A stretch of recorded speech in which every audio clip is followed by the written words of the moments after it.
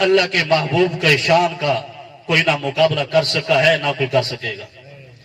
یہ بات بالکل پکی ہے، طے ہے. ہم تو آپ کی ولادت بیان کرتے ہیں اور کرنی چاہیے، لیکن اللہ کی محبوب کی ولادت سے پہلے والے احوال بھی موجود ہیں. کہو سبحان اللہ. یہ صرف امام الانبیاء کی شخصیت ہے کہ جن کی پوری زندگی سیرت صورت، اٹھنا بیٹھنا چلنا پھرنا کتابوں کے اندر موجود ہے.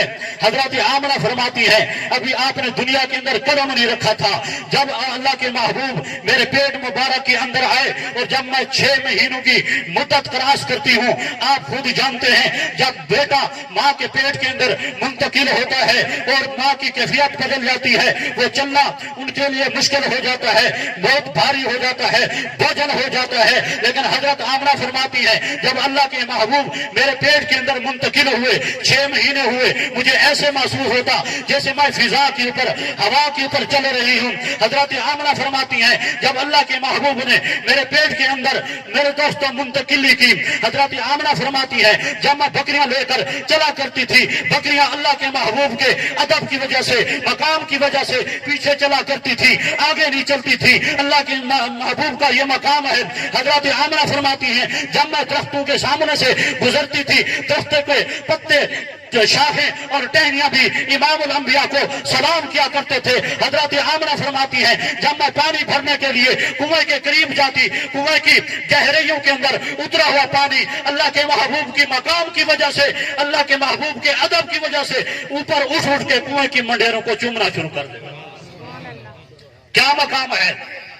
اسی لیے کسی نے کہہ دیا اگر آقا نہ ہوتے یہ دنیا نہ ہوتی، اگر آقا نہ ہوتے کلیوں میں تبسم نہ ہوتا، پھولوں میں مہک نہ ہوتی، کلیوں میں چہک نہ ہوتی، سارے غنچے پریشان ہوتے. اگر آقا نہ ہوتے زمین نہ ہوتی، آسمان نہ ہوتا. اگر آقا نہ ہوتے جن نہ ہوتے، انسان نہ ہوتے. اگر آقا نہ ہوتے ساری کائنات نہ ہوتی. اسی لیے کسی کہنے والے نے کہہ دیا کتاب فطرت کے سر ورق پہ جو نام احمد رقم نہ ہوتا تو نقش ہستی ابھر نہ سکتا، وجود لوح قلم نہ ہوتا. تیرے غلاموں میں بھی نمایاں جو تیرا عکس کرم نہ ہوتا تو بارگاہ ازل سے تیرا خطاب خیر الامم نہ ہوتا. یہ اللہ کے محبوب کا مقام ہے. اس کے بعد بھی اگر کوئی نفرت کا اظہار کرے اس کی اپنی قسمت. لیکن میرے دوستو اللہ کے محبوب خود فرماتے ہیں کہ وَأَنزِلُ النَّاسَ مَنَازِلَهُمْ، لوگوں کو ان کے مرتبے اور درجے کے مطابق اتارو. جس طرح کسی کی عزت ہے اس طرح اس کی عزت کی جائے. شاگرد بے شک جتنا نیک ہو جائے استاد کا مقابلہ نہیں کر سکتا. شاگرد استاد سے بڑھ کر نہیں ہے، استاد ہیڈ ماسٹر سے بڑھ کر نہیں ہے. اس طرح چلتے چاہیے. ہر کسی کا اپنا مقام ہے، اپنا درجہ ہے. تبع تابعین تک پہنچ جاتا ہے، تبع تابعین کا اپنا مقام ہے. تابعی تک نہیں پہنچ سکتے، تابعی کا اپنا مقام ہے. صحابی تک نہیں پہنچ سکتے. اسی طرح میرے دوستو آگے چلتے چلے صحابی کا اپنا مقام ہے.